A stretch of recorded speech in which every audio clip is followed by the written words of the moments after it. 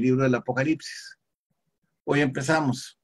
La semana pasada o la antepasada estuvimos hablando de la posición de nosotros pre-tribulacionista. O sea, ¿qué era la posición pre-tribulacionista? Estamos hablando de que la iglesia se va a ir antes de que la tribulación se dé. La tribulación no la va a pasar la iglesia y ya hablamos un poquito de esas cosas. Hoy vamos a aclarar 2 puntos más y nos vamos a ir directamente al tema. ¿Qué es lo lindo de estudiar el libro de Apocalipsis? Lo lindo de estudiar el libro de Apocalipsis para muchos de ustedes es que es un libro totalmente nuevo. Es un libro del cual ustedes no han abierto ninguna página. Es un libro que vamos a hablar de símbolos, vamos a hablar de números, vamos a hablar de lenguajes, vamos a hablar de figuras, vamos a hablar de colores, vamos a hablar de personas, vamos a hablar de circunstancias. Y si usted no se preocupa día a día de ir adquiriendo más conocimiento sobre esto, al final el libro se le va a complicar, porque una de las características del libro del Apocalipsis es que tiene muchísimos símbolos. Hermes el miércoles les estuvo explicando un poquito sobre la simbología que aparece en el libro del Apocalipsis, y muchas de las escrituras que nosotros vamos a interpretar están fundamentadas en símbolos. Cuando estudiemos el capítulo 9 del libro de Apocalipsis y ustedes vean las palabras con que está el apóstol Juan narrando las cosas que están ahí y la interpretación que hay que darle a la luz de aquellos tiempos, en la época de Juan, ustedes se van a quedar maravillados de que no hay una mejor descripción del poder de Satanás y la seducción sobre su pueblo y sobre el mundo entero. Es impresionante.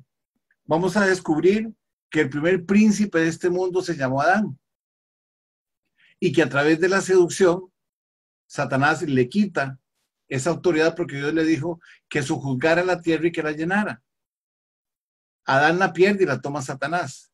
Vamos a hablar en algún momento dado de estos estudios, por qué fue que Satanás sedujo al hombre, cuál era el objetivo que él tenía. Pero sí tenemos nosotros que tener presente que Satanás viene de caída. Del cielo cayó al Edén, del Edén cayó a la tierra y de tierra caerá al lago de fuego, al abismo después al lago de fuego. Satanás solo viene en caída, nunca va en subida. Y eso lo vamos a ver. ¿Por qué el libro del Apocalipsis es apasionante también? Porque es el libro de guerra espiritual más profundo que nosotros nos podamos encontrar. No hay otro libro igual. En el libro del Apocalipsis nosotros vamos a descubrir cómo es que Satanás es derrotado para nunca jamás volver a tener él memoria ni nadie de nosotros de lo que él fue. En el libro del Apocalipsis nos vamos a encontrar nosotros que está lleno de profecías y de visiones. Y todas esas profecías y visiones son la confluencia de una historia de 6,000 años que aparece desde el Edén al final del libro del Apocalipsis. Entonces el libro del Apocalipsis es un libro maravilloso. Es un libro que a nosotros nos va a permitir conocer tantísimo la palabra de Dios. Y por eso voy a dedicar un momentito nada más a definir algunos conceptos que ya habíamos empezado a desarrollar para que ustedes vean o para que vayámonos alineando a la doctrina que nosotros estamos estudiando. La primera doctrina que nosotros estudiamos es la doctrina del pretribulacionismo. La doctrina del pretribulacionismo lo que significa es que la iglesia no va a pasar la tribulación. Y habíamos dado 3 versículos. Uno estaba en 1 Corintios 15, del 50 al 54. Habíamos dado otro que está en 1 Tesalonicenses 4, del 13 al 18. Y habíamos hablado de otro que es el más importante de todos. Estaba en el libro de Apocalipsis, capítulo 3, 10. Entonces, habiendo nosotros ya repasado esto y habiéndolo visto, ya nosotros partimos de la enseñanza más importante con respecto a la iglesia. La iglesia no va a pasar la tribulación. Pero hay algunas cositas más que yo quisiera que repasáramos hoy para que definamos completamente el marco sobre el cual nosotros nos vamos a dirigir, para no ser ambiguos, para decir, si yo soy pretribulacionista, yo tengo que tomar una decisión con respecto a estos otros 2 caminos. Voy a definir de antemano cuál. La clase pasada estuvimos hablando mucho sobre el milenio. Y hay tres posiciones con respecto al milenio, que son los 1000 años.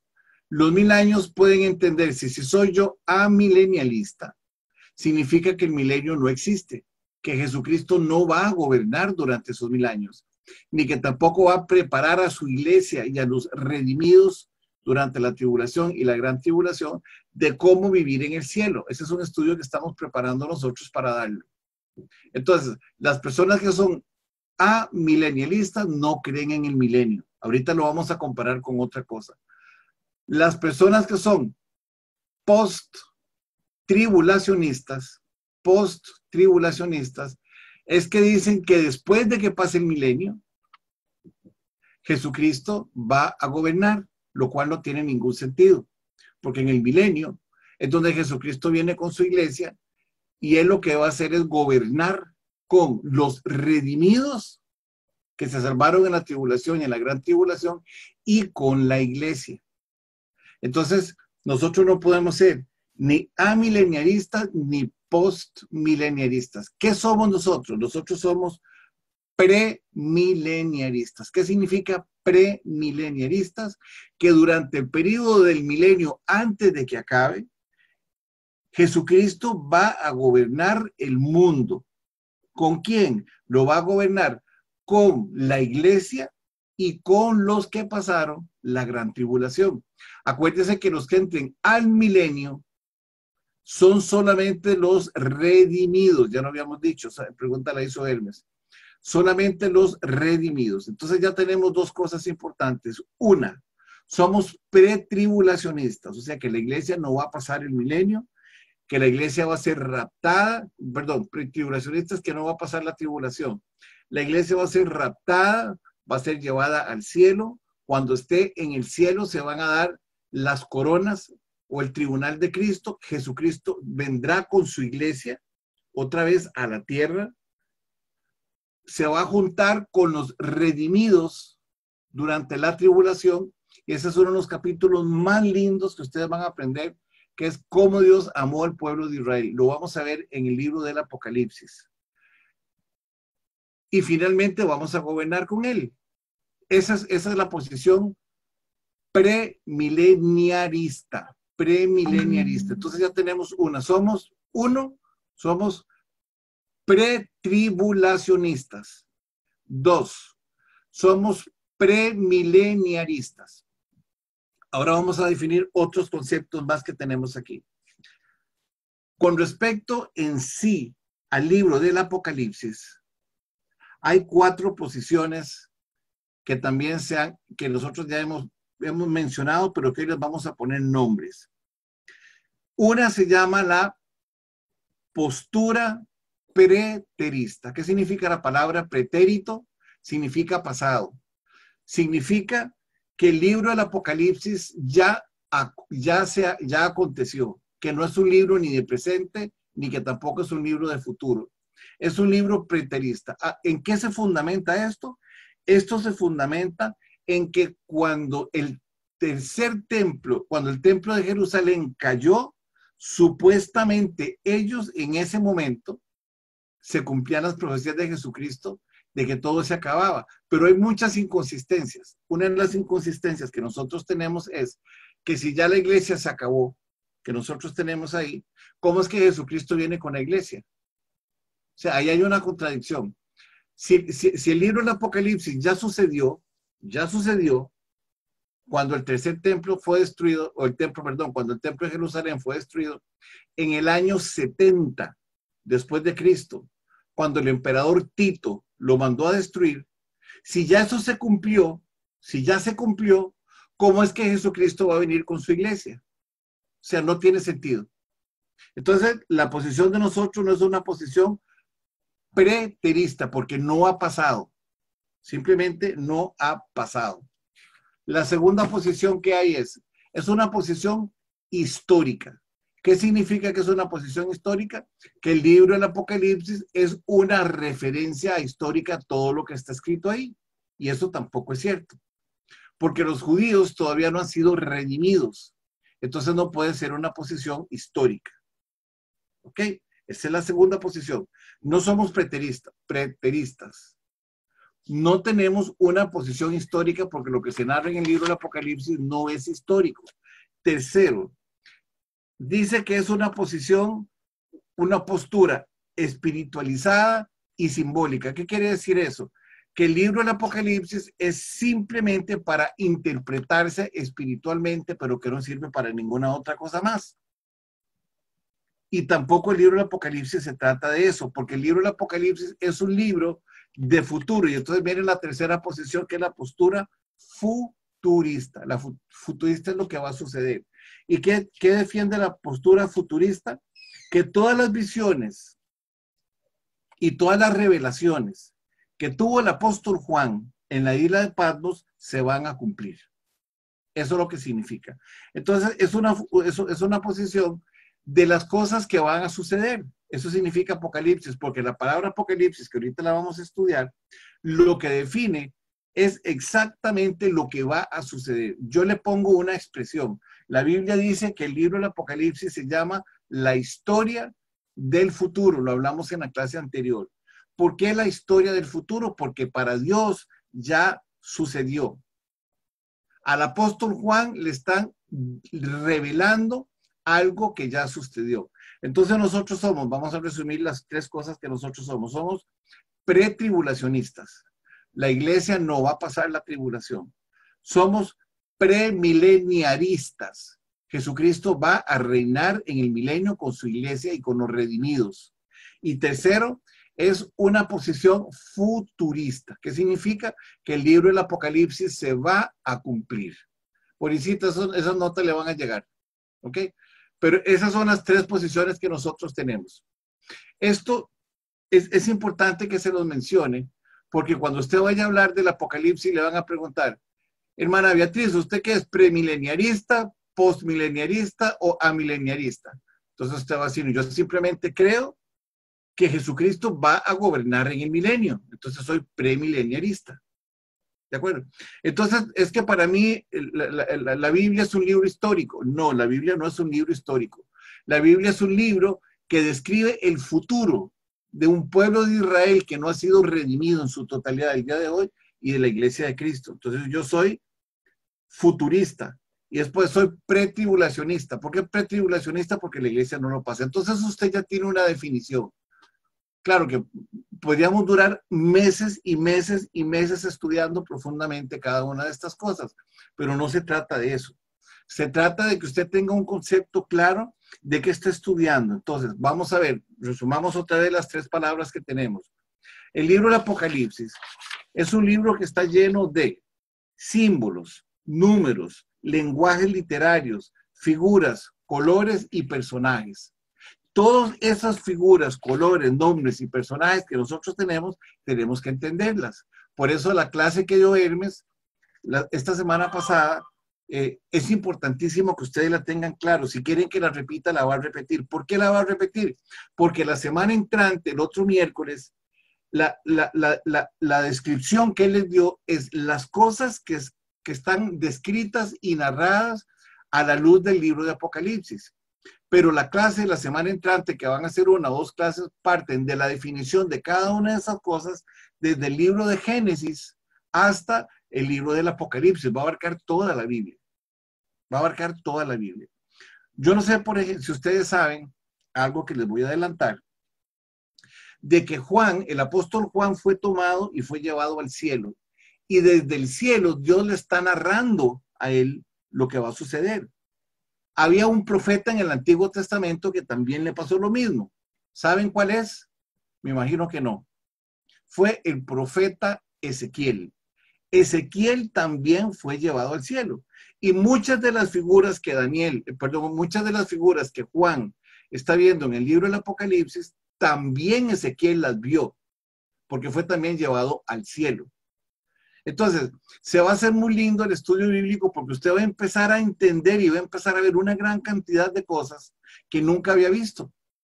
Y usted se va a sorprender cómo Dios es inmensamente grande, omnisciente, omnipotente, inmutable, eterno. Dios es todo Y entonces a través de la Biblia ustedes van a empezar a comprender poco a poco, que lo que ya Hermes definió a nivel simbólico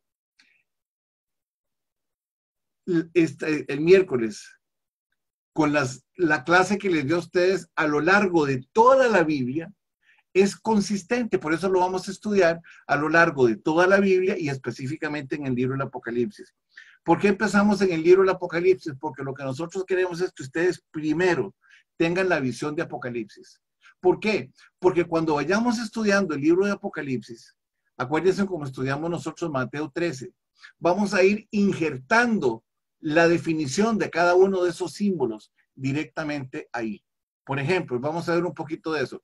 Pero cuando estamos hablando nosotros de los 7 espíritus de Dios, estamos hablando del Espíritu Santo. Y vamos a ver en muchos de los versículos que está la Trinidad involucrada en un solo versículo. Eso lo vamos a ver nosotros con bastante detenimiento. Por eso es importantísimo lo simbólico. Hoy vamos a estudiar, después de que termine con esto, lo que se llama la hermenéutica. Pero todavía no me voy a meter en eso, voy a terminar con esto. Ahora, ya vimos nosotros aquí que hay 4 posturas interpretativas apocalípticas. ¿Cuáles son las 4? Son la postura preterista, la postura histórica, la postura espiritualizada o simbólica y la postura futurista. Esas son las 4 posturas para entender el libro del Apocalipsis. ¿Cuál es la postura de nosotros? La postura futurista. Los eventos se van a dar, van a suceder.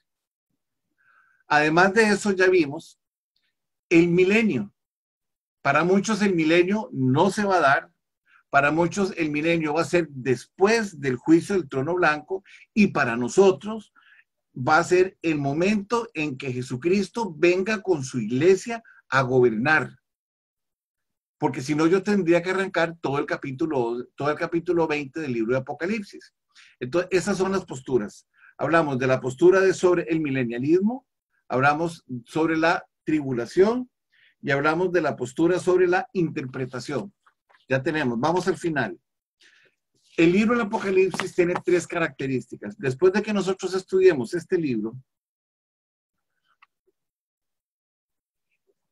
ustedes van a llegar a la conclusión de que muchas de las cosas que hemos estudiado aquí, a usted no lo satisface, que usted quiere seguir investigando más en ciertas áreas. Y puede ser que en algún momento determinado usted cambie su posición, lo cual es totalmente válido porque el Espíritu Santo a nosotros es el que nos guía. Yo estoy enseñando lo que a mí el Señor me ha revelado por los últimos 40 años de ser cristiano, 40 y pico de años. Entonces, esa misma situación es para ustedes. Ustedes van a empezar a estudiarla y al principio van a encontrar un camino que es fácil, pero muy rápido topa uno con pared. Muy rápido, porque usted tiene que empezar a conjugarlo todo. Tienen que empezar a tomar de versículos de un lado, versículos del otro. Tiene que entender cada versículo en el momento que se da para llevarlo hasta el libro del Apocalipsis. Y ahorita voy a explicar cómo es que se estudia el libro del Apocalipsis también. Dice, nosotros tenemos 3 maneras de entender los sucesos que van a acontecer en el libro del Apocalipsis. Y aquí es donde sale una gran cantidad de falsas doctrinas, una gran cantidad de falsas doctrinas. La primera de ello es que la revelación es profética. ¿Qué significa que la revelación es profética? Significa que Dios habló claramente en las escrituras. Eso significa profético, o sea que hay una profecía.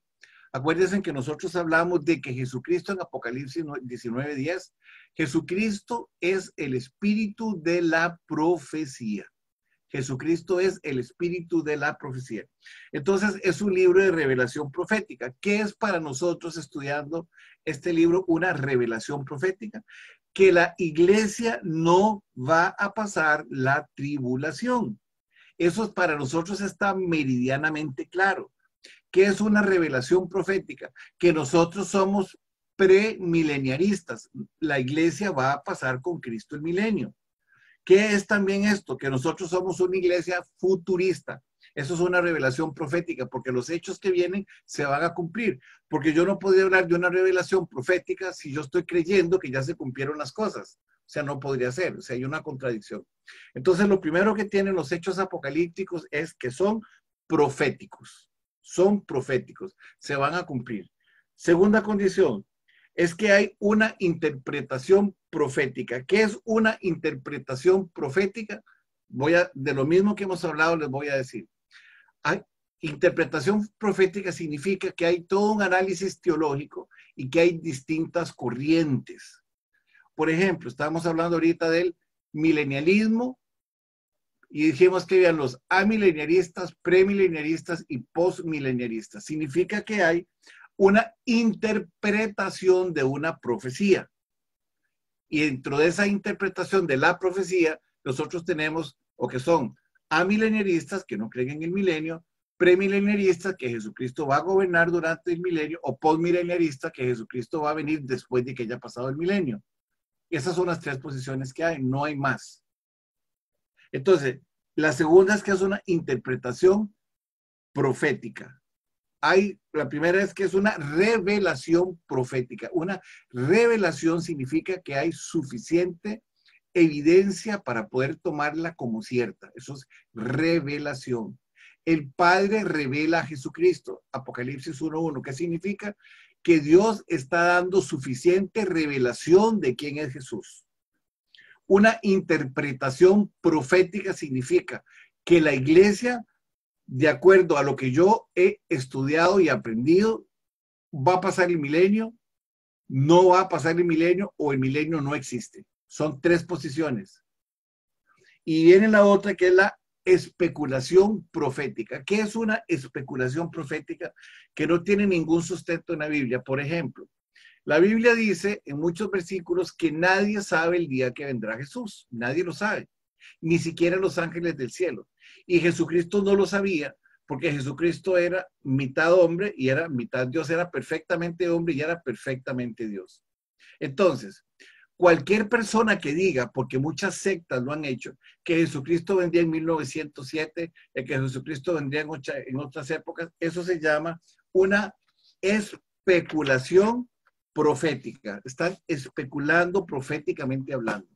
Y dentro de la especulación profética, pues nosotros no tenemos nada, absolutamente nada que hacer. Vámonos un momentito a las notas mías en la página 10, porque quiero leer 2 versículos ahí.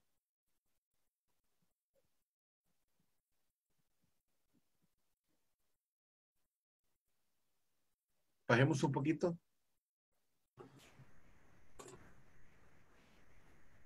Ven esas 2 escrituras que yo tengo ahí.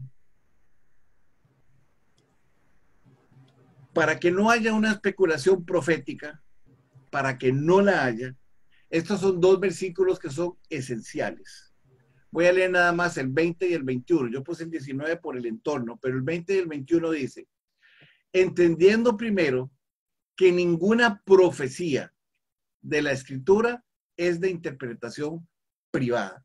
O sea, que no hay ninguna autoridad delegada a nadie para que interprete las escrituras, porque si así fuera, yo tendría que arrancar del libro de Juan, el capítulo 14, porque dice que el Espíritu Santo es el que nos revela la palabra.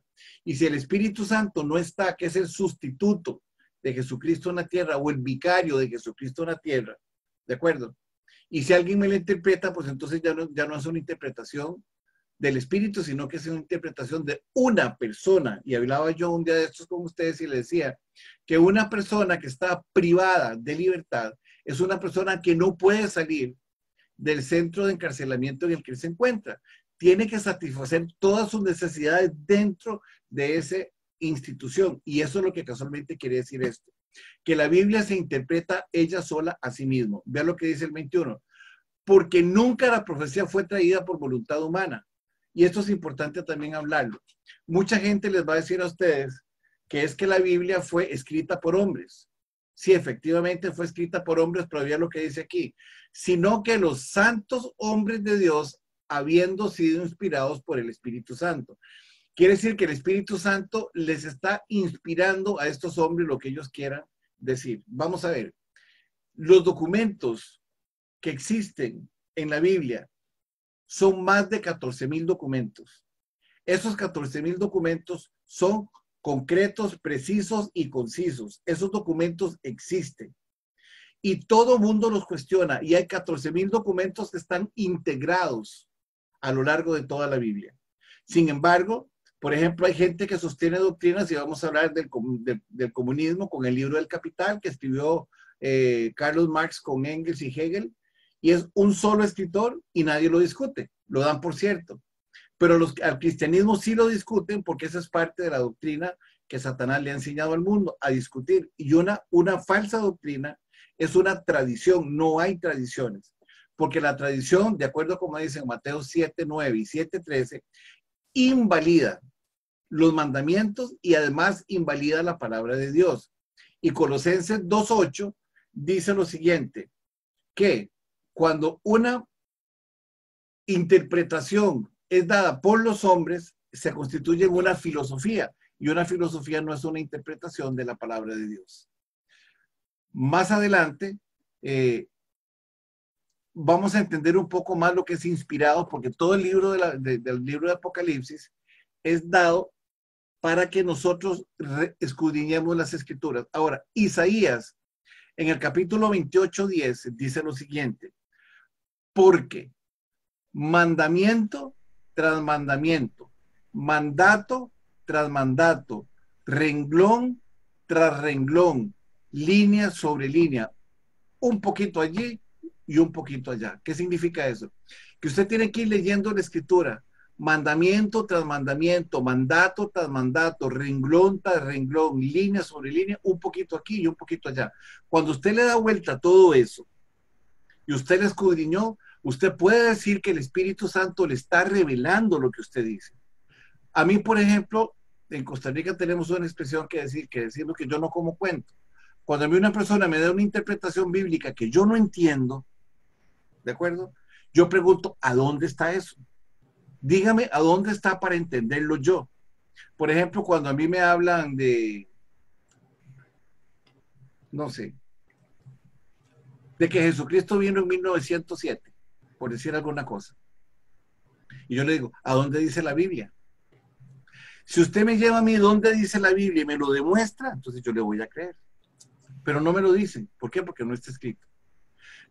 Una de las características que tiene la Biblia es que en el libro de Apocalipsis 17, que lo vamos a ver más adelante, la iglesia de Éfeso se da cuenta de que habían falsos profetas, porque la escritura nos manda a Hechos 17 y le dice, y ellos escudriñaban las escrituras. Si usted no escudriña las escrituras, nunca va a saber la verdad. Entonces, la Biblia se tiene que interpretar por ella misma. La Biblia no se la va a interpretar nadie. Nosotros aquí le estamos dando a ustedes, los compañeros que estamos en el estudio, las herramientas para que usted vaya e investigue, y un documento para que usted lo tenga como base. Entonces, usted en base a lo que tiene en sus manos, usted va a tomar la decisión si usted lo cree o si usted no lo cree. Voy a hacer algo, voy a hablar un poquito de lo que significa la palabra hermenéutica de una manera muy sencilla. ¿Qué estoy haciendo yo? Una exégesis es una interpretación de las escrituras. Eso significa exégesis. Pero para hacer una correcta exégesis, yo tengo que hacer una hermenéutica. ¿Qué significa la palabra hermenéutica? Lo voy a explicar a través de un ejemplo. En algunos grupos yo lo he explicado esto. Ustedes han oído mucho la expresión que dice, el hermano Hermes tiró la casa por la ventana. Y cuando yo digo esa expresión, todo el mundo se imagina y dice, ¿qué fiestón hizo Hermes? Ya me imagino qué fiesta hizo. Porque ese es el concepto que nosotros tenemos de tiró la casa por la ventana. Pero si usted se va a la historia y empieza a ver qué era lo que sucedía, había un duque en Francia que una vez al año, él escogía dentro de uno de sus trabajadores o de sus súbditos y le decía, hoy viernes para mañana, le decía, Danubio, yo mañana te voy a dar todo lo que tú necesites pero si tu casa está sin nada. Entonces yo llegaba a mi casa hoy en la noche y todo lo que yo tenía, todo, absolutamente todo, yo lo tiraba a mi casa para afuera, para que al día siguiente, cuando llegara el duque, viera mi casa y me diera todo nuevo. Eso significa tiró la casa por la ventana, que es muy distinto al concepto que nosotros tenemos. El concepto para el duque era que él iba a favorecer a una persona que no tuviera nada y le iba a dar todo lo que necesitaba. Para nosotros era una persona que tiene dinero para la actividad que está haciendo y le va a dar a los invitados todo lo que ellos le estén pidiendo. Son dos significados muy distintos. Son dos significados muy distintos. Entonces nosotros tenemos que empezar a entender en el Apocalipsis el entorno. El entorno nosotros lo tenemos que entender bastante bien. Obviamente hoy vamos a dar apenas una pincelada.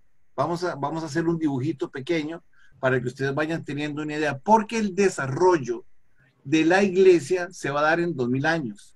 Pero Juan está narrando los hechos de la iglesia de acuerdo a lo que él vivía, porque no podía narrar lo que estaba viendo si él, por ejemplo, no sabía lo que significaban caballos con pelo de mujer, que aparece en Apocalipsis 9. Hay que entender y hay que escarbar en las escrituras para entender, por ejemplo, por qué es que utiliza el término caballo. O hay que entender también qué significaba la cabellera de una mujer en la época de Juan, porque si no usted no los va a entender. Por eso es importantísimo, digamos, la clase que ya Hermes dio, porque Hermes estaba hablando, y les pido por favor que lo repitan, que estamos llenos de símbolos, de números, de lenguajes, de figuras, de colores y de personajes. Eso es todo lo que tenemos en el libro del Apocalipsis. Y de una correcta interpretación de esos símbolos o de esos hechos que tenemos ahí, es que usted va a entender la escritura. Ahora, ¿por qué se utilizaron muchos símbolos? Por una cosa muy sencilla. Porque un candelabro es un candelabro desde el día en que fue hecho hasta el día de hoy. El candelabro no ha cambiado. Pero una idea sí ha cambiado. Por ejemplo, ahorita estábamos hablando de tirar la casa por la ventana.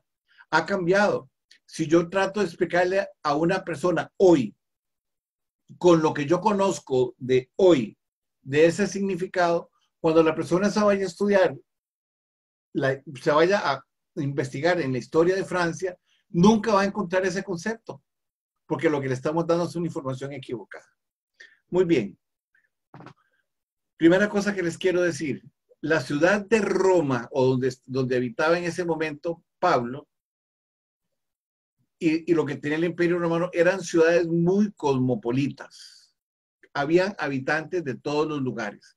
Si usted quiere tener un poquito de concepto de qué tipo de gente o de qué naciones hablaban, cuando llegó el Espíritu Santo en Pentecostés, Hechos 2, del 7 al 11, si quiere lo quitas, ya. Hechos 2, del 7 al 11, empieza el Señor a decir lo siguiente, refiriéndose a lo cosmopolita que era la sociedad. Acuérdense que ahí habían romanos, ciudadanos romanos, habían griegos que ya eran romanos, judíos que eran romanos, habían esclavos, había de todo tipo de gente. Todo este tipo de gente respondía a un solo imperio, un solo gobierno, que era el gobierno romano. Entonces, por ejemplo, vamos a ver en el libro de Hechos 2:7 al 11. Y les voy a pedir que tengan una Biblia en la mano también ahorita, porque les voy a dar 3 versículos y por favor no se les olviden estos 3 versículos para siempre, porque son los versículos de mayor doxología, de mayor adoración en toda la Biblia. Están considerados los versículos donde está la máxima expresión de adoración que eleva la iglesia a Dios por su redención. Ahorita se los voy a leer. Pero entonces hablando de lo bueno, les voy a dar los versículos para que los apunten. Todos están en Apocalipsis. Apocalipsis 4:11.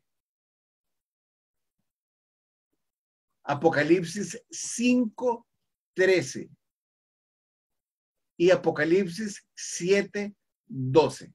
Se llama doxología. ¿Qué es doxología? Alabanza a Dios. Son los 3 versículos que desatan la mayor doxología, la mayor adoración al Padre. Pero ahorita los vamos a leer para que ustedes los vean. Danubio. Sí. ¿Me puedes repetir esas tres de la doxología, por favor? Es que me entretuve, me distraje y no anoté las citas. Ok, son Apocalipsis Ajá. 4, versículo 11. Hermes, si querés los buscas y ahora los enseñamos. Apocalipsis 4, versículo 11. Apocalipsis 5, versículo 12. Perdón, Apocalipsis 5, versículo 13. 5, 13. Y finalmente nos vamos a ir a Apocalipsis 7, 12. Son doxologías, ¿ok? Y ahorita las vamos a estudiar. Pero por ahora, si tienen la Biblia en la mano, Hermes, si querés buscar entonces de una vez estos capítulos, ponete ahí Hechos 2, 7, 9, coma, ponete Rev de Revelaciones, REV, nada más, 4, 2.11, no lo separe, todo pegado, 4, 2.11, coma, 5, 2.13, coma, y 7, 2.12. Ok, vamos al primero.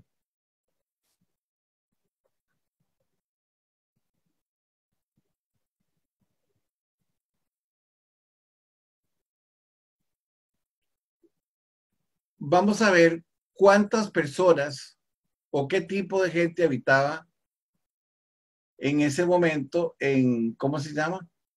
No, la primera es Hechos del 7 al 11, Hermes. Hechos 2, 7 al 11. Sí, correcto.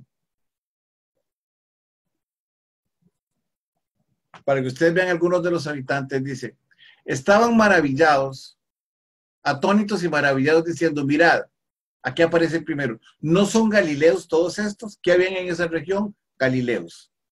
¿Cómo pues les oímos nosotros hablar, cada uno en nuestra lengua? Dice, y en la que hemos nacido. O sea, todos hablaban distintas lenguas, eran de distintas partes.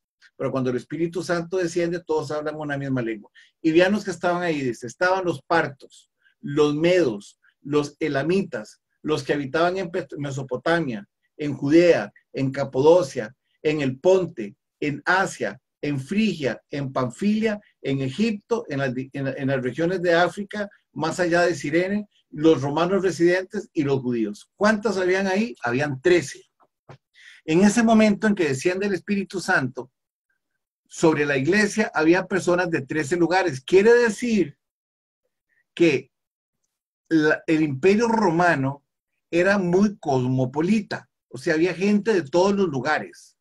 Y eso tenemos que entenderlo, porque es importante que yo les mencione esto ahorita que estamos estudiando.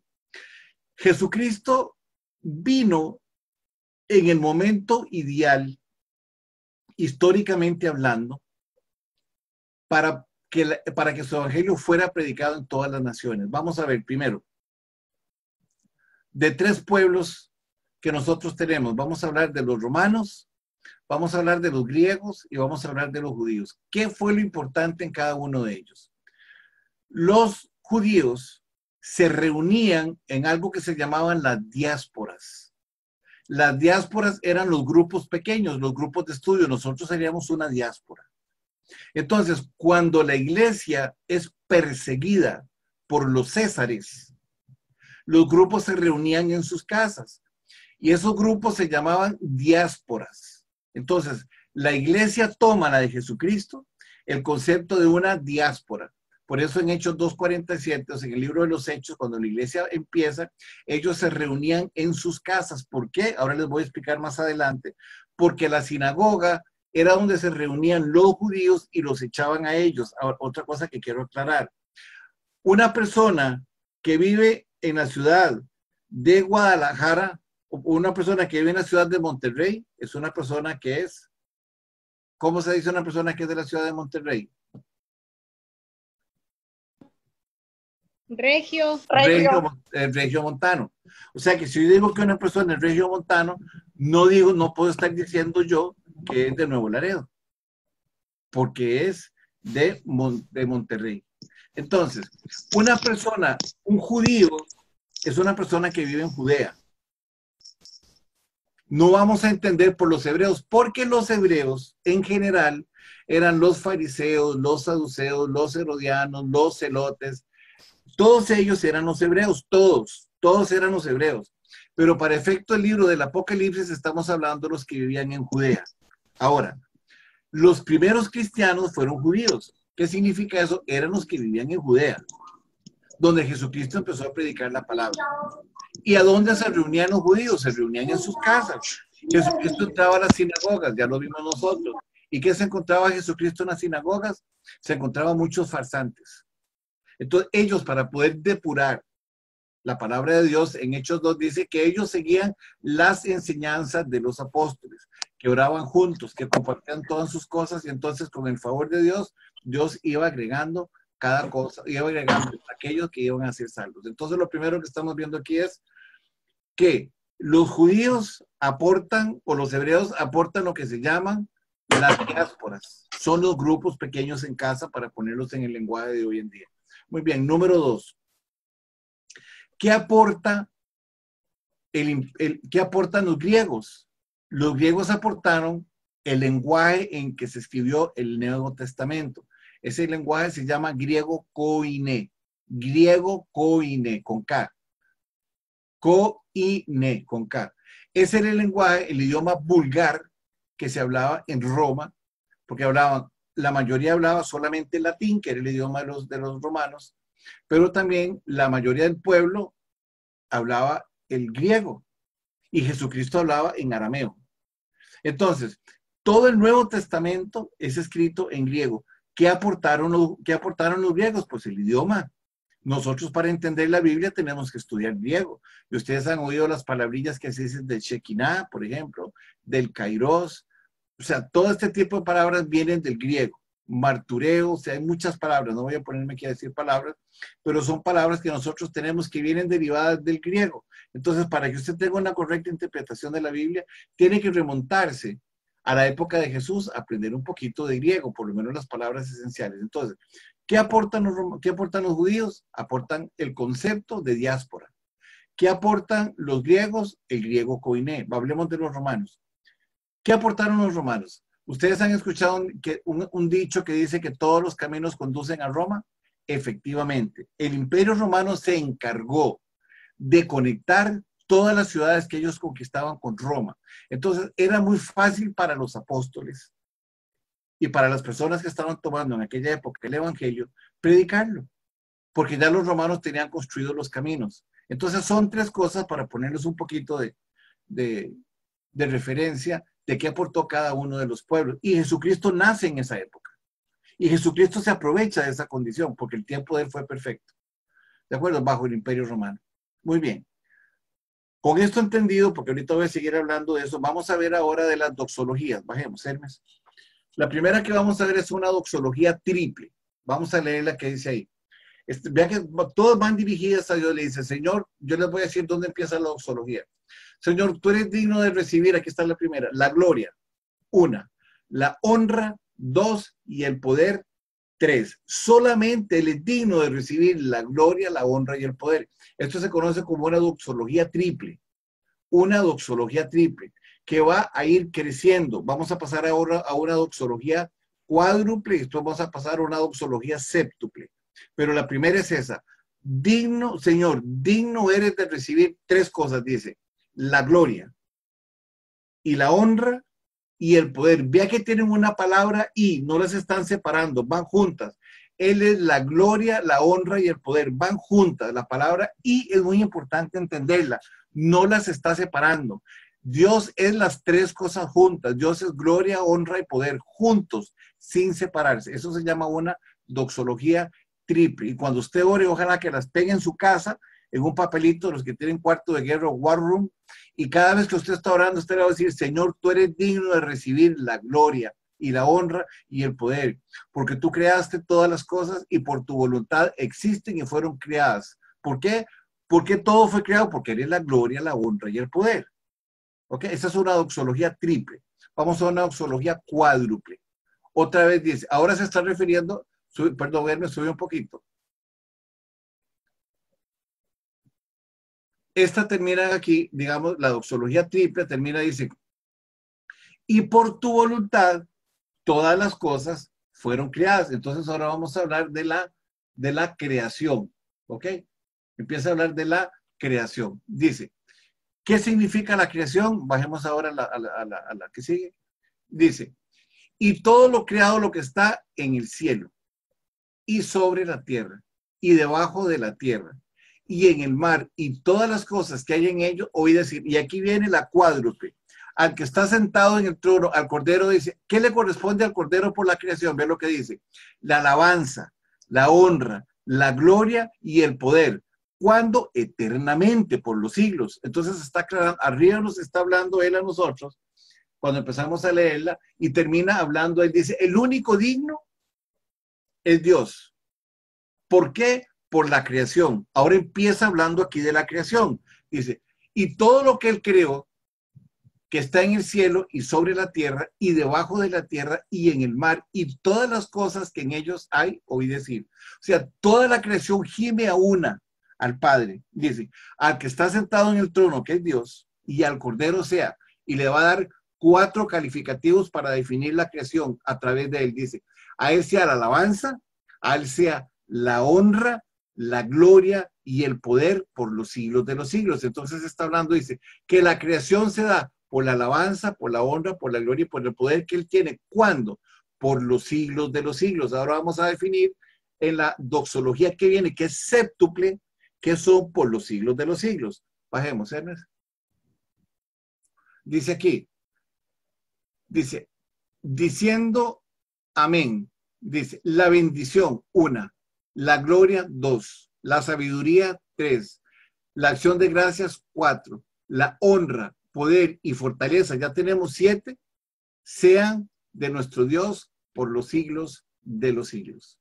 Estas expresiones que tenemos aquí es la que le va a dar la victoria a nuestro Señor Jesucristo, porque Él es casualmente lo que estamos hablando. ¿Quién es Jesucristo? Jesucristo es la gloria, la honra y el poder. Cuando por las cosas creadas, por eso se le agrega a Él la alabanza, la gloria, la honra y el poder. ¿Y qué? Por los siglos. ¿Y qué significa por los siglos? Porque dicen, porque Jesucristo es la bendición, la gloria, la sabiduría, la acción de gracias, la honra, el poder y la fortaleza sean a Dios nuestro por los siglos de los siglos. Amén.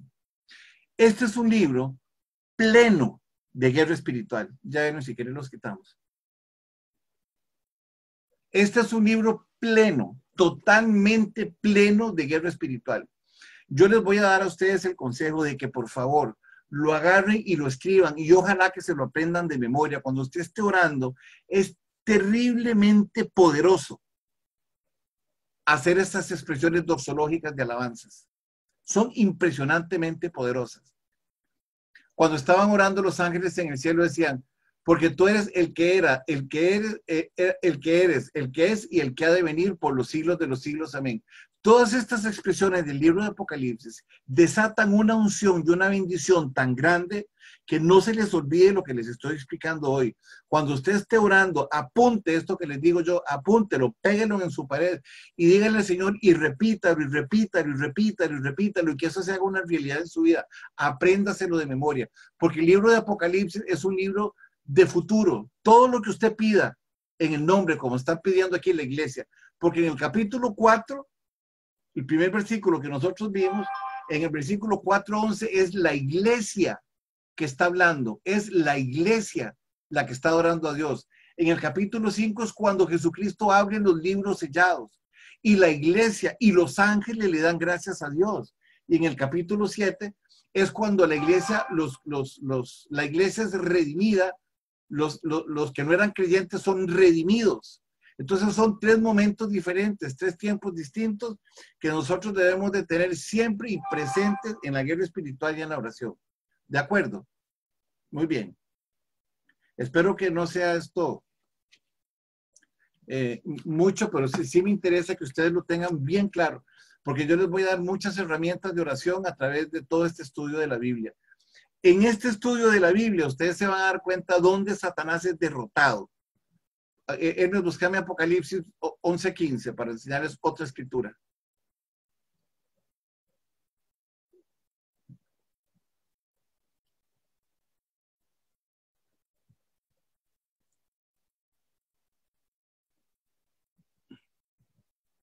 Vea lo que pasa aquí.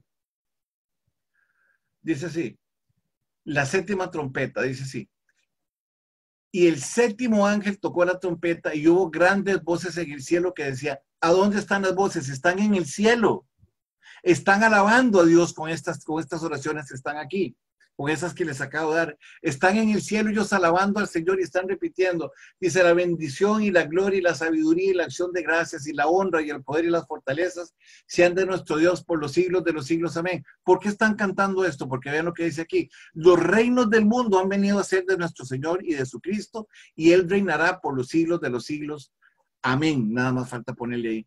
Porque acuérdense que Satanás le dijo, todos estos reinos que están aquí a mí me fueron dados. Y ahora en Apocalipsis 12:15 dice, y los reinos han venido a ser de nuestro Señor y de Jesucristo. ¿Qué está pasando aquí? Que Jesucristo le está arrebatando todo lo que Satanás se robó, que no le pertenecía. ¿Y a quién se lo está devolviendo? Nos está devolviendo a nosotros otra vez al Adán, al que fue el príncipe. Por eso nos hizo a nosotros ser príncipes y sacerdotes. Entonces Dios está derrotando aquí a Satanás y le está diciendo, no te pertenece nada de esto, porque hay un pueblo que está orando por mí y me dice, la bendición y la gloria y la sabiduría y la acción de gracias y la honra y el poder y la fortaleza sean de Dios por los siglos de los siglos. Amén. Eso es lo que le está diciendo. Entonces, el libro del Apocalipsis es el libro de victoria más apabullante que usted se puede imaginar sobre Satanás, y lo vamos a ver. Poco a poco yo los voy a ir introduciendo a ustedes en este sentimiento de victoria que tenemos nosotros con respecto al Señor. Él es más que victorioso. La iglesia en el cielo ya lo dijo, y le están diciendo a Pablo, le están diciendo a Juan que él escriba lo que ve, y Juan está viendo. Imagínense usted cuando nosotros estemos en el cielo en la presencia de Dios diciendo, Señor, y la bendición y la gloria y la sabiduría y la acción de gracias y la honra y el poder y la fortaleza sean de nuestro Dios por los siglos de los siglos. Amén. Y lo decimos y lo decimos y lo decimos porque nos llena. Usted simplemente siéntese en su casa hoy en la noche, que está ahí y diga, santo, santo, santo es el Señor, creador de todo el universo. El cielo y la tierra pertenecen a Él. O las frases que usted quiera encontrar de Apocalipsis. Ore con el libro del Apocalipsis, porque el libro del Apocalipsis es la derrota total sobre Satanás. Es la derrota total sobre Satanás. ¿De acuerdo? Y guarde su morada cuando está orando. Muy bien. Salgámonos de aquí. Gracias, Hermes. Vamos a seguir hablando del libro del Apocalipsis. ¿Qué significa la palabra Apocalipsis? La palabra Apocalipsis significa correr el velo. Es develar. Es quitar lo oculto. Cuando nosotros recibimos a Jesucristo en nuestro corazón y lo confesamos a Él como nuestro Salvador personal, lo que está aconteciendo en ese momento es que Dios está corriendo los velos y nos está mostrando su tabernáculo, nos está mostrando dónde está Él. Por eso el libro del Apocalipsis empieza diciendo, y Dios reveló a Jesucristo. Dios es el que está revelando. Usted en el libro de Apocalipsis se va a encontrar directamente con Dios. Usted en el libro de Apocalipsis se va a encontrar directamente con Jesucristo, con el Padre. Usted se va a encontrar con la Trinidad. Usted se va a encontrar con el Padre, con el Hijo y con el Espíritu Santo. Por eso se llama el libro de las revelaciones, que eso es lo que significa Apocalipsis. Significa usted estar en la presencia de Dios, verlo, sentirlo. Por eso es que este es un libro que es profundamente bello por todo lo que el libro en sí encierra. Ese es el libro del Apocalipsis. Y nosotros en estos momentos estamos como iglesia con el velo corrido. Ya se abrió, ya nosotros podemos llegar al Padre. Con Juan 14:6 dice, porque nadie llega al Padre si no es por el Hijo. Digo, y dice en Hechos 4:12, dice, porque ningún otro hay salvación, solamente en Cristo Jesús. Eso es lo que es Apocalipsis. Ahora nosotros como iglesia tenemos el derecho a ver eso. Jesucristo viene y nos habla en nuestros corazones, pero los incrédulos, como en el Antiguo Testamento, ellos no tenían la disposición ni la posibilidad tampoco de llegar al lugar santísimo, no lo podían hacer, entonces tenían un velo. ¿Por qué? Porque el único que podía llegar al lugar santísimo era el sumo sacerdote. ¿Y quién es el sumo sacerdote para nosotros? Es Jesucristo. ¿Y Jesucristo dónde está? En el Padre. ¿Y qué fue lo que hizo Jesucristo? Que Él abre el templo para que nosotros también podamos llegar al templo. ¿Y cómo llegamos? Ya no a través de la sangre de los corderos, ni de los machos cabríos, ni de los toros que mataban. Ahora nosotros llegamos a través de la sangre de nuestro Señor Jesucristo a la presencia del Padre. Eso es lo que nosotros estamos haciendo. Entonces, ya ahora Jesucristo y el Padre no se esconden de nosotros, ahora ellos nos ven, ellos nos hablan y nos ministran. ¿Cómo? A través de la tercera persona del Espíritu, la tercera persona de la Trinidad, a través de la persona del Espíritu Santo. Entonces, el libro de Apocalipsis es un libro que va a ser revelado en su totalidad a nuestras vidas por medio del Espíritu Santo, por medio de doxologías, por medio de cantos, por medio de símbolos, por medio de expresiones literarias, por medio de tantas cosas que tiene el libro del Apocalipsis, que es una riqueza total y absoluta, que conforme ustedes vayamos avanzando en esto, nos vamos a dar cuenta de la magnificencia de este libro. Le vamos a dar gracias a Dios de que hoy el Espíritu Santo nos está permitiendo que nosotros entendamos lo que el Espíritu Santo nos quiere decir. Entonces, ¿qué significa la palabra Apocalipsis? Significa descorrer el velo. Significa descorrer el velo. Eso es lo que significa. Cuando Jesucristo muere, en el libro de Apocalipsis 27:51 dice, el velo del templo se rajó en dos. Cuando Jesucristo muere, ¿qué significa que se raje en dos? Imagínense que usted está en el escenario de la escuela suya y usted está en un acto cívico o en un acto público. Cuando va a empezar el escenario, se abre el velo y usted ve lo que está atrás. Todo lo que está atrás ha sido una actividad que fue debidamente planeada. Entonces, cuando usted está ahí, lo sorprende porque usted empieza a ver algo que usted no sabía qué es. Eso es exactamente el libro del Apocalipsis. El libro del Apocalipsis usted lo va a sorprender de tantas maravillas que tiene. Es inmensamente grande la maravilla que tiene el libro del Apocalipsis. Entonces, el Padre está revelando a Jesucristo. Jesucristo se lo está revelando a un ángel para que el ángel se lo diga a Juan y Juan nos lo diga a nosotros. Hoy nosotros estamos estudiando lo que Dios le reveló a través de Jesucristo a la iglesia, que somos nosotros. Eso es lo que está sucediendo. Muy bien. ¿Quién fue el autor del libro del Apocalipsis? El autor del libro del Apocalipsis, no hay duda que fue Juan. Juan se menciona como el escritor dentro del mismo libro del Apocalipsis en Apocalipsis 1:1, Apocalipsis 1:4, 1:9 y 22:8. Esto no lo apunte porque eso buenas notas, para que ustedes lo tengan ahí. Entonces,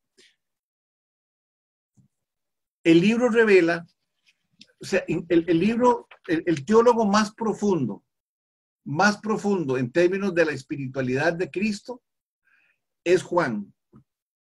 El teólogo que explica la teología de Cristo Jesús a la iglesia es Pablo. Esos son los teólogos más importantes. Entonces, vamos a empezar a hacer un poco de hermenéutica. ¿Qué es un poco de hermenéutica? Es ir entendiendo el contexto en el que este libro se escribe. Ya vimos que era una ciudad cosmopolita. Ya lo acabamos de estudiar. Pero para seguir entendiendo el libro del Apocalipsis, nosotros debemos de tener varias cosas presentes, que no se nos olviden. O sea, si nosotros estamos hablando de la Revolución Francesa, piense que estamos en Francia y que estamos hablando de Napoleón y que estamos hablando de Montesquieu y que estamos hablando de una serie de personajes de aquella época de Francia. No se salga de esa época. Nosotros estamos hablando de una época en que el libro del Apocalipsis fue escrito más o menos en el año 95 al 100 después de Jesucristo, cuando estaba Juan preso en la isla de Patmos. ¿Ok? Entonces, nosotros decimos que Juan es el que escribió el libro del Apocalipsis porque él mismo se menciona en el libro del Apocalipsis. Él dice que él vio, y Juan revela en el libro del Apocalipsis sus sentimientos. Cuando el libro de los sellos no se podía abrir, Juan lloraba desconsoladamente en el capítulo 5. Juan estaba llorando. Cuando estábamos hablando nosotros en el capítulo 20 del libro del Apocalipsis, que estaba Juan a la par de un ángel, Juan, era tanta la emoción que tenía Juan de lo que estaba viendo, que el ángel le dice, no me adores a mí, adora a Dios. Porque estaba tan compenetrado Juan en sus sentimientos, y en el Apocalipsis 22 también pasa lo mismo, al final del libro, y le vuelve a decir, adora a Dios, no adores a los hombres. Entonces Juan se menciona él en el libro, de lo que está sucediendo, como Pablo, por ejemplo, se mencionó a él también en las cartas a los Gálatas, en las cartas a los Efesios, o sea, Juan se menciona, no menciona a nadie más, Juan está solo.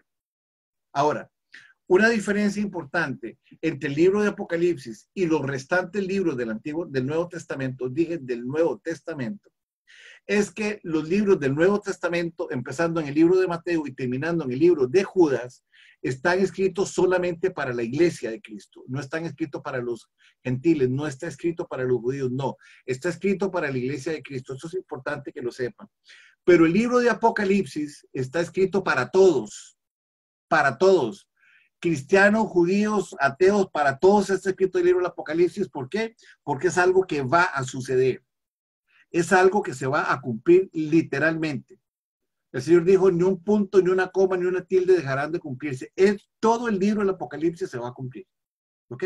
Eso es importante que lo tengamos nosotros. Entonces, Juan es reconocido como el autor del libro del Apocalipsis. Los libros que escribió Juan, que fueron 5, es la epístola de San Juan, primera, segunda y tercera de Juan y el libro del Apocalipsis. Usan los mismos términos, los otros apóstoles no los usan. El único, por ejemplo, que menciona a Jesucristo como el verbo de Dios en Apocalipsis y en el libro de San Juan es Juan. El único que lo menciona como el Cordero son los escritos de Juan y también el libro del Apocalipsis. Entonces Juan es el único autor. Esto lo digo porque es parte que nosotros debemos ir entendiendo de los libros. En cuanto a la iglesia primitiva, me estoy refiriendo a los primeros cristianos.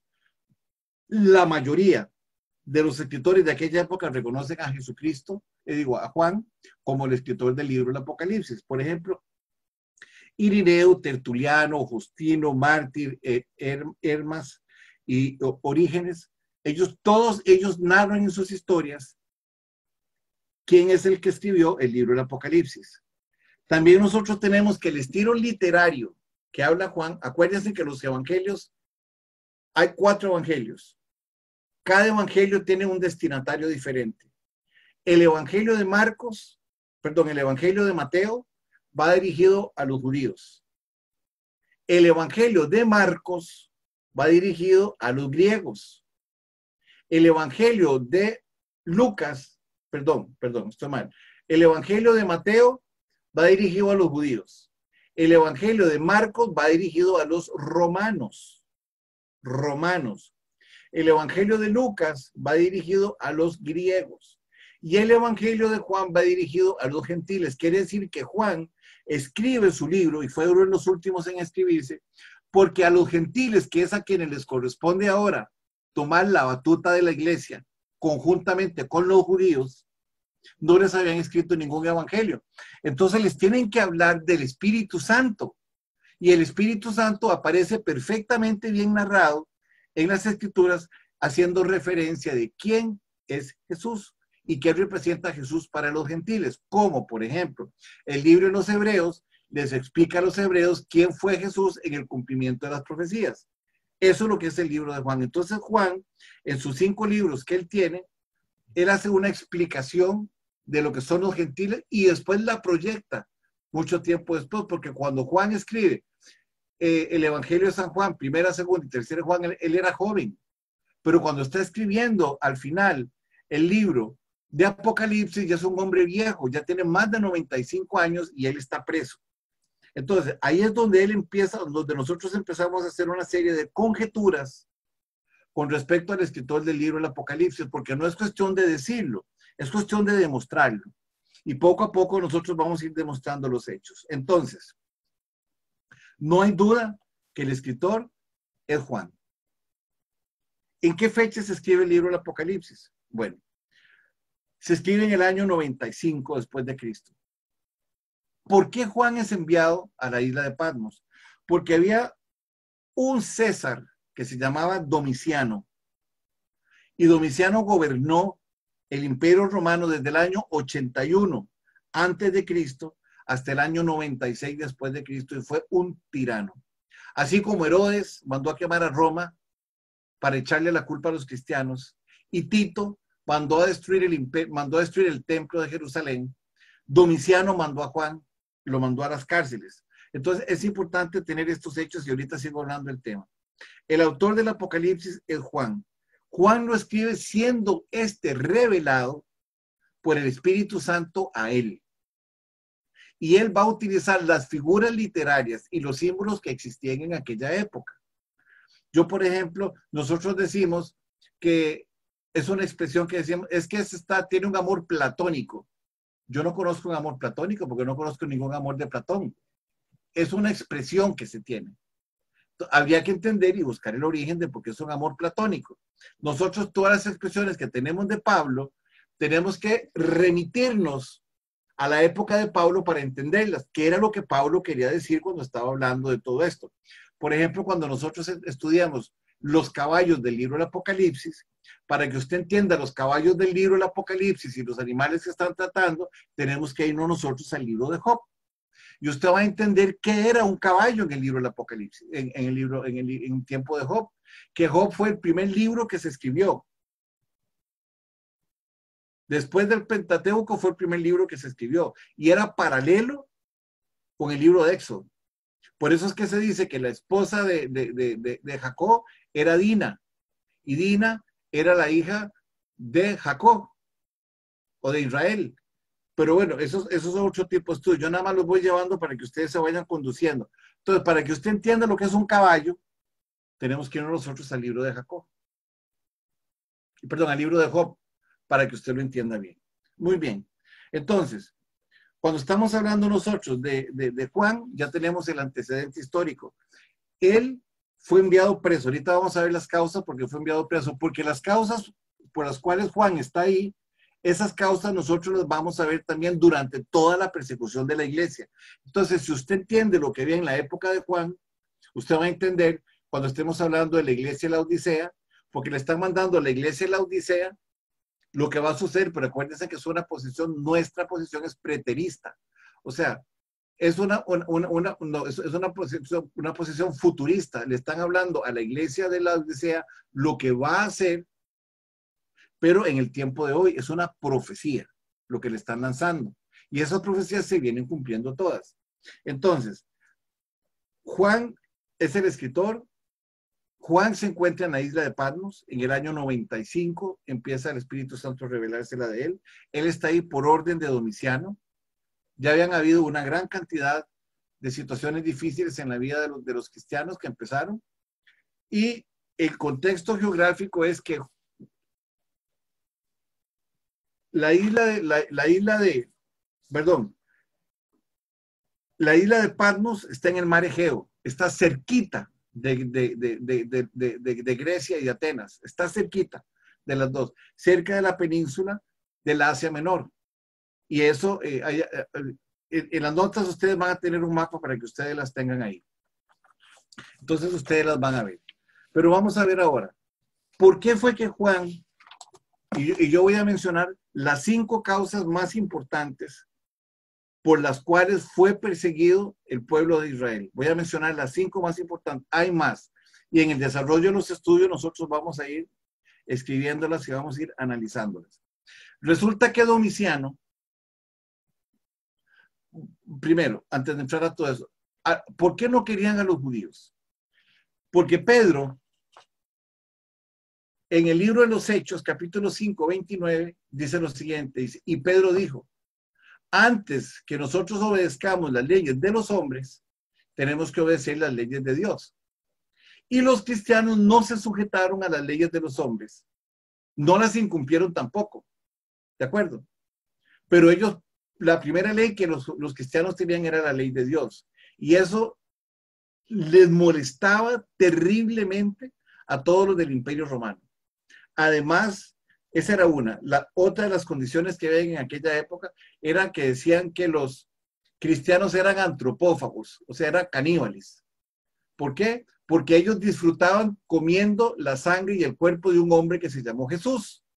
Entonces, esa era otra condición. Ellos no se sujetaban a los hombres ni tampoco participaban de las fiestas paganas que tenían. Esa era otra cosa importante. Entonces, vamos a ver las causas. La primera La primera causa y la más importante de todas las causas era que la iglesia de Cristo no adoraba a los césares. La iglesia de Cristo adoraba a Dios en cumplimiento a Hechos 5:29. Primero nosotros adoramos a nuestro Dios y después no adoramos a nadie. Y eso causó muchos problemas. A Pablo lo mandaron a la isla de Patmos por eso. Domiciano creyó que una vez que él tomara a Pablo y lo apartara, que era lo que hacían los romanos en su época, cuando querían callar a alguien o había se sublevaba alguna de los tantos pensamientos o doctrinas que ven en aquella época, el Imperio Romano simplemente mandaba y mataba a los 300 que estaban ahí. Los mataban de una sola vez y se acababa el problema. O mandaban a sacrificar 1000 hombres, a crucificar 1000 hombres. O sea, el Imperio Romano tenía esa costumbre. Ellos erradicaban completamente de raíz el problema. Entonces a Pablo lo toman y lo mandan a la isla de Patmos. Cuando Pablo estaba en la isla, cuando Juan estaba en la isla de Patmos, ¿verdad? Juan no estaba solo. ¿Quiénes más estaban ahí? Pues habían asesinos y había gente que adoraba a Cristo Jesús, pero Pablo estaba solo. Pablo andaba desnudo, no les daban ropa. Pablo no tenía nada que comer. A ellos los mandaban a morirse ahí. A Pablo lo echaron en aceite hirviendo y Pablo no se murió. Porque había una profecía que ya estudiamos nosotros en el libro de Juan, capítulo 21, donde Pedro le pregunta, ¿y por qué Juan? Y él le dijo, ¿y a usted qué, Pedro? Si yo quiero que él llegue hasta el final, va a llegar. Y Juan llegó hasta el final. Juan vio, como ya lo había explicado en momentos anteriores, Juan vio el momento en que todo era consumado. Juan vio lo que son los cielos nuevos y las tierras nuevas. Juan vio abrirse el cielo y llevarse a la iglesia. Juan todo eso lo vio. ¿Por qué? Porque era una profecía que Jesucristo le había dado a él. Entonces, la primera situación que nosotros tenemos es que los cristianos no adoraban al César. Y ahora voy a hacer otra aclaración. Como el Imperio Romano había conquistado una gran cantidad de territorios, cuando ellos conquistaban un territorio, ellos no obligaban al territorio conquistado a adorar a los dioses que ellos tenían. Quiere decir esto que los judíos podían seguir adorando a Jehová. Pero como ellos tenían falsas doctrinas y Jesucristo había sido tan franco con ellos, cuando Jesucristo hablaba con ellos y les decía las barbaridades en el frente, que ya los estudiamos algunas de ellas, en el capítulo 21, 22 y 23 y 24, el libro de Apocalipsis, ellos simplemente le decían a los judíos que ellos ya no pertenecían a la sinagoga, que ellos ya no pertenecían a la dirección del Sanedrín, que eran los saduceos y eran los fariseos. Entonces los echaban. Al momento en que ellos los echaban de las sinagogas, ya ellos no tenían la cobertura del Imperio Romano. Entonces, en el momento en que ellos los echaban, el Imperio Romano les quitaba los trabajos. Entonces, ¿cuál era la manera más fácil de quitarse a los cristianos? La manera más fácil de quitarle a los cristianos era que los mismos judíos, ustedes se van a dar cuenta en muchas expresiones, dice, esos que se llaman ser judíos, dice el libro del Apocalipsis, eran los que los acusaban a ellos mismos de no ser judíos. Entonces caían en una indefensión total. Voy a explicar un momentito lo que es la Pax Romana. PAX. La Pax Romana no significa paz.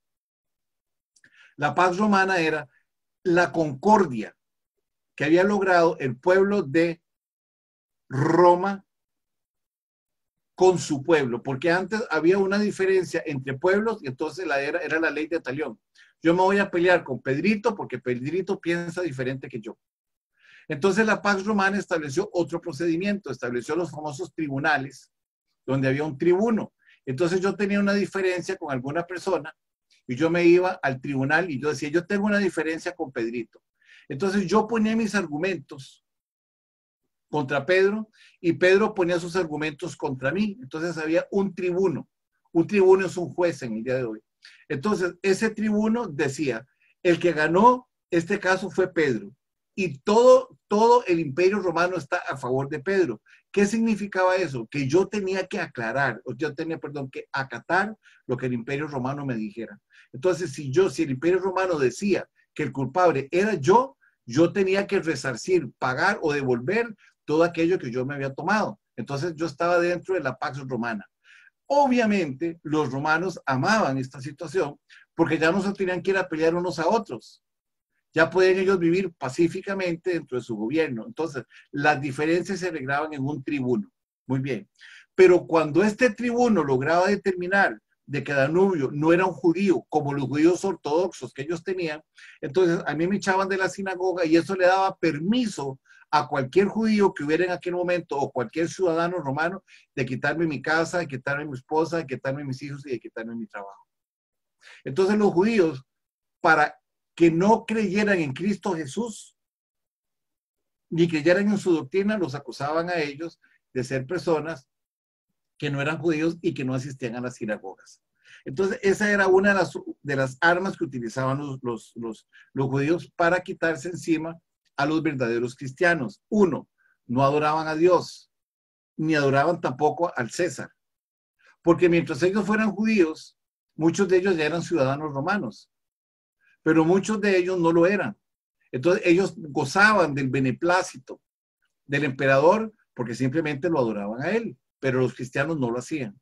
Y vamos a ver la historia de muchos personajes que fueron simple y sencillamente descuartizados porque ellos simplemente no quisieron creer con los romanos. Número uno, ya vimos dos condiciones. Vamos a ver la tercera. La tercera condición era que la palabra de Dios, de acuerdo como lo explica Pablo en 1 Corintios 1:8, dice que nosotros como iglesia no debemos de consumir los sacrificados a los animales, los sacrificados a los demonios, porque eso es pecado. Entonces, todas las fiestas que hacían las distintas religiones paganas que había en Roma, los cristianos se apartaban. Y eso les molestaba mucho a ellos, porque ellos querían que los cristianos también participaran de sus fiestas. Eso tampoco lo hacían. Esa era otra condición que vamos a ver más adelante. Otra condición que tenemos nosotros es que para ellos había muchas religiones que practicaban el sexo por Venus, por la diosa Venus. Entonces, como la iglesia también se apartaba de eso, también eran perseguidos por no practicar ese tipo de cosas. Y finalmente tenemos nosotros la actitud de los judíos en contra de la misma iglesia que Jesucristo había fundado. Esas razones que nosotros tenemos ahí son importantes. Y hay otra más, la última.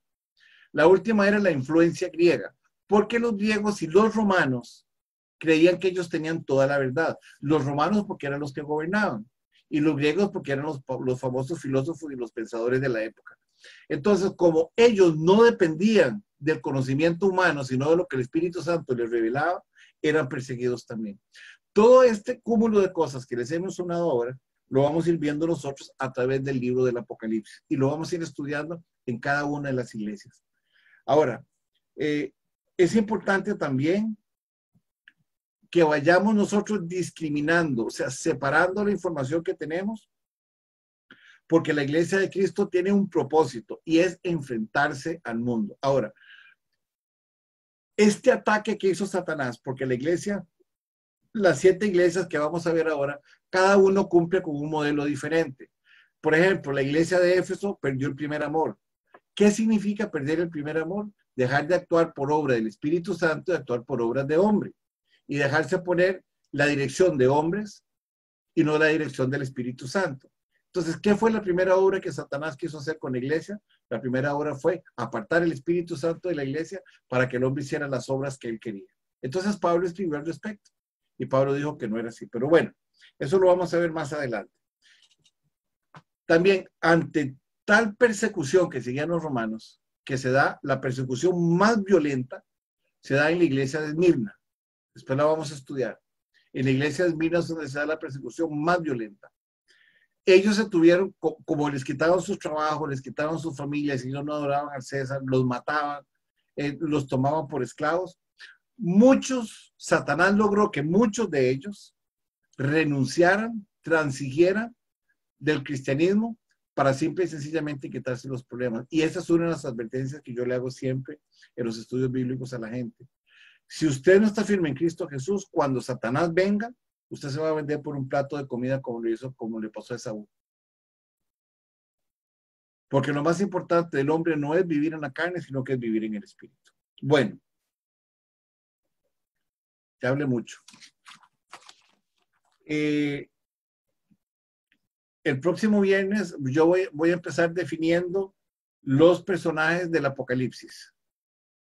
Voy a empezar a hablar de cada uno de ellos de una manera muy rápida y me voy a dar un vistazo general de las iglesias. Pero por hoy yo creo que estamos claros. Si alguno tiene una pregunta, le vamos a dar tiempo para que la formule.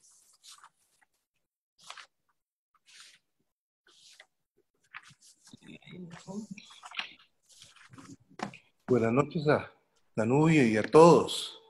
Sí, Marvin. Usted hablaba de que nosotros somos pre-tribulacionistas. Sí. Yo ahí en esa parte sí estoy clara, que Okay. nosotros no vamos a pasar la tribulación. Ajá. También luego habló de otra postura que era la milenialista o la premilenialista y la postmilenialista. Sí. Que nosotros éramos ahí en esa postura como éramos milenialistas, ¿verdad? No. Veníamos para vivir en el milenio con Jesús. Sí, pero es que milenio, o sea, milenio son 1000 años. De la palabra griego son 1000 años. Pero esos 1000 años hay 3 maneras de verlos. Que Jesucristo gobierne con la iglesia, que Jesucristo gobierne después de la iglesia y no con la iglesia, o que simplemente el milenio no existe. Entonces, el milenio tiene 3 maneras de verse. Que Cristo gobierne con la iglesia. Esa es la premileniarista. ¿Okay? No. Jesucristo gobierna con la iglesia. Pero pre no significa antes. No. Antes del milenio, va a ser durante, es correcto. Antes del milenio es durante el milenio. Están en lo correcto. Eso es lo que yo me estoy cuestionando, que seríamos milenialistas, entonces, pre y post. No, es que milenio es el término. Sí. Entonces, el milenio tiene tres maneras de entenderlo. Pre. O sea, el milenio es Jesucristo gobierna en el milenio, sí. Jesucristo no va a gobernar en el milenio, y Jesucristo gobierna después del milenio. Si yo pienso que Jesucristo gobierna después del milenio, Jesucristo no es eterno, sino que después del milenio. Correcto. Si yo opino que el milenio no existe, estoy negando la eternidad de Cristo. Correcto. Y si Jesucristo gobierna en el milenio, está transmitiéndole a la iglesia la eternidad. Correcto. Entonces somos premilenialistas, o sea, antes de que terminen los 1000 años, premilenial, antes de que terminen los 1000 años, repito, antes de que terminen los 1000 años, sino antes de que terminen. Es que exactamente, antes de que terminen los 1000 años, él gobierna con iglesia. Postmilenialista es que después de que terminaron los 1000 años, él es el que gobierna con iglesia, no tiene nada que ver. No, eso no. Porque no hay eternidad. Y decir que es amilenialista es simplemente decir que el milenio no existe. Correcto. Entonces somos premileniaristas. Premilenianistas. Porque correcto. No ha terminado el milenio. Exactamente. Correcto. Es en el gobierno de Cristo, los 1000 años, la iglesia y el... Danu, gracias. Una cosita rápida. En esto de la doxología, el séptuple era Apocalipsis 7:12, era. Es que sí. Eso no lo... 7:12. 7:12, ok. Sí, entonces dice, y diciendo, amén, la bendición y la gloria, la sabiduría y la acción de gracias y la honra y el poder y la fortaleza sean de nuestro Dios por los siglos de los siglos. ¿Dónde está leyendo eso? En 7:12. 7:12. Ok. Esto, ok, perfecto. Aquí okay. Gracias. Ok, gracias. Muy bien. Otra pregunta.